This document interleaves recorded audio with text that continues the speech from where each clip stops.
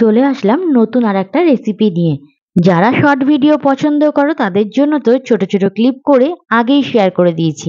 যারা দেখোনি দেখে নিও। আর যাদের মনে হয় রেসিপিটা শিখবে, রেসিপিটা ভালো করে জানবে, তাদের জন্য এই ভিডিওটা। তো দেখো, প্রথমে আমি কিছু ড্রাই ফ্রুটস নিয়ে নিয়েছি আর সেগুলোকে সাইজ করে কেটেও নিয়েছি। তো আজকে যে কেকটা আমি তোমাদের সাথে শেয়ার করব, কেকটা বানাবো হচ্ছে সুগার ফ্রি। এবার এখানে আমি চিনির বদলে গুড় দিয়ে কেকটাকে রেডি করব। কারণ আমি কাস্টমারের সাথে কথা বলেই নিয়েছিলাম গুড় ইউজ করলে ঠিক হবে কিনা। তো প্রথমে আমি এখানে ময়দা দিয়ে দিয়েছি, তারপরে দিয়েছি আমুল দুধের গুঁড়ো, কোকো পাউডার, তারপরে দিয়েছি বেকিং পাউডার। তারপর শুকনো উপকরণগুলোকে ভালো করে 2 থেকে 3 বার আমি চেলে নেব। তোমরা কি এখানে খেয়াল করেছো আমি শুধুমাত্র এখানে বেকিং পাউডারটাই ইউজ করেছি, বেকিং সোডা দিইনি। কারণ এই কেকটা আমি বানাবো ডিম দিয়ে, আর ডিমের কুসুমটা বেকিং সোডার কাজটাকে কমপ্লিট করে দেয়। শুকনো উপকরণগুলোকে চেলে নেওয়ার পরে এক সাইড করে নেব। এবার ডিমগুলোকে আমি ভালো করে আগে ফোম করে নেব।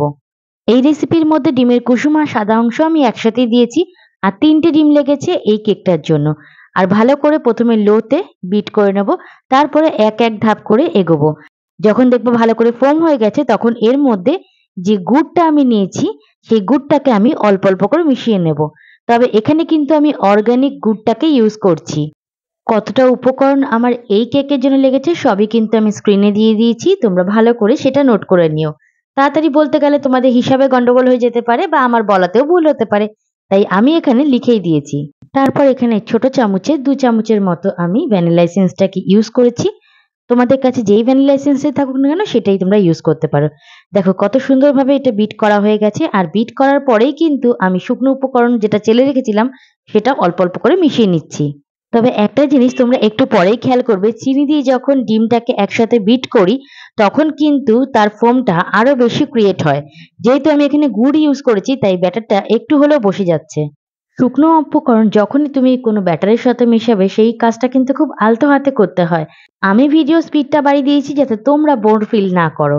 এই কাজটা করার সময় একটা জিনিসই লক্ষ্য রাখতে হবে, কোনো দলা বা গুটলি যেন না পাকিয়ে থাকে। তাই খুব আলতো হাতে ওপর থেকে নিচ অব্দি আর নিচ থেকে ওপর অব্দি এই কাজটাকে করতে হবে। আর দেখো আমি কিভাবে করছি সেই রকম ভাবে এই জিনিসটাকে করবে। এই কেকটা আমি আজকে কড়াইতে করব বলে কড়াইটাকে 10 মিনিটের জন্য প্রিহিটে বসিয়ে দিয়েছি। তোমাদের সাথে তো এর আগেও শেয়ার করেছি কড়াইতে কিভাবে কেক বানাতে হয়, তাই সেই ক্লিপটা আর এই ভিডিওর মধ্যে অ্যাড করিনি। তোমাদের এখন হয়তো এটা দেখে মনে হতে পারে যে এর মধ্যে আরো কিছুটা দুধ অ্যাড করলে হয়তো ব্যাটারটা একটু পাতলা হবে। তবে একদমই না, সব ব্যাটারের জন্য কিন্তু দুধ ইউজ হয় না। কারণ এই কেকটার মধ্যে আমি যেহেতু ড্রাই ফ্রুট অ্যাড করব, তাই এই কেকের ব্যাটারটা হবে একটু ঘন টাইপের। এইখানে আমি 100 গ্রাম বাটারকে ভালো করে মেল্ট করে নিয়েছি, তারপর ঠান্ডাও করে নিয়েছি। আর এখানে আমি তারপর 2 চামচ বড় চামচের এখানে রিফাইন্ড অয়েল ইউজ করছি। দুটোকে মিশিয়ে এই ব্যাটারটার মধ্যে দিয়ে দিয়েছি। আর তারপরে এখন আমি কাট অ্যান্ড ফোল্ড মেথডের মাধ্যমে কিন্তু এই ব্যাটারটার সাথে বাটার আর তেলটাকে ভালো করে মিশিয়ে নেব। প্রথম অবস্থায় দেখলে তোমাদের অনেকেরই মনে হতে পারে যে বাটারটা আর তেলটা যেন এর মধ্যে মিশছে না, তবে খুব আলতো ভাবে এই জিনিসটা করতে হবে। দেখো আমি স্লোতে কিন্তু তোমাদের সাথে এটা শেয়ার করেছি। কাট অ্যান্ড ফোল্ড মেথডের মাধ্যমেই কিন্তু এই ব্যাটারের সাথে বাটার আর তেলটাকে মিশিয়ে নিতে হবে। বেকিং এ অনেক ছোট ছোট টিপস থাকে, যেগুলোকে যদি একটু মেনে চলো তাহলে তোমরাও কিন্তু বাড়িতে পারফেক্ট ভাবে কেক বেক করতে পারবে, আর বার্থডে কেক, অ্যানিভার্সারি কেকের অর্ডারও নিতে পারবে। তো তোমরা যদি চাও আমার কাছে ক্লাস করতে তো অবশ্যই আমার সাথে যোগাযোগ করতে পারো। কন্ট্যাক্ট নাম্বারটা আমি স্ক্রিনে দিয়ে দিচ্ছি, চাইলে ডাইরেক্ট ডিএম করো। তবে হ্যাঁ, কেকের অর্ডার বা কেকের ক্লাস ছাড়া অযথা কেউ এই নাম্বারে কল করবে না। তারপর আমি মোলটাকেও সেট করে নিয়েছি ভালো করে, আর ট্যাপ ট্যাপ করে নিচ্ছি। এই কেকটা হতে টাইম লেগেছিল প্রায় 40 থেকে 45 মিনিটের মতো। ওভেনে দিলে হয়তো আরো তাড়াতাড়ি হতো, তবে একটা কেক যেহেতু আমি কড়াইতেই করেছি। আর ওপরেও আমি কিছুটা ড্রাই ফ্রুটস অ্যাড করে দিচ্ছি, কিন্তু কিছুটা জায়গা ফাঁকাও রেখেছি, কারণটা একটু পরেই দেখতে পারবে।